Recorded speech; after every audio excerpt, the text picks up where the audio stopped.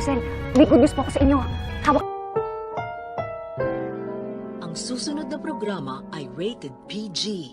Ito ay nangangailangan ng patnubay at gabay ng magulang para sa mga batang manonood.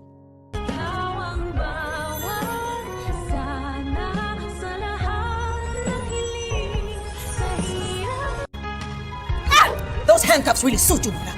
In a few moments, Mukhang tuluyan nang naibalik ni Annalyn ang kanyang pagiging young genius nang dahil sa ginawa niyang paraan na paglalagay ng tracking device kay Zoe para mapatunayan nila na ito nga ay nakikipagkita kay Moira. At hindi nga nagkamali si Annalyn dahil kitang-kita nila kung paano nag-uusap ang mag-inang demonyitang sila Moira at Zoe. At para wala nang kawala itong si Moira ay tuluyan nang nagdala ng mga pulis itong si Robert para tuluyan ng pusasan ang kanyang demonyitang asawa. At habang dinadampot nga itong si Moira ay para siyang tangang sisigaw at sa sobrang saya ni Lynette ay agad niyang tinawagan si Giselle upang ibalita dito ang good news. Kaya naman agad-agad rin pinadeport ng Korean government itong si Moira at dito nga mabilis pa sa alas 4 na nakabalik siya ng Pilipinas at hindi na nga tuloy ang kanyang plano na manirahan na sa ibang bansa for good na iba na ang kanyang pagkatao. Para nga lang nagtapon itong si Moira ng ₱1,000,000 para lamang sa kanyang palpak na plano. Kaya naman agad ihaharap ng mga pulis si Moira kay Giselle at hindi na mapipigilan pa ni Giselle na sampalin ang bruha. Sisiguraduhin daw ni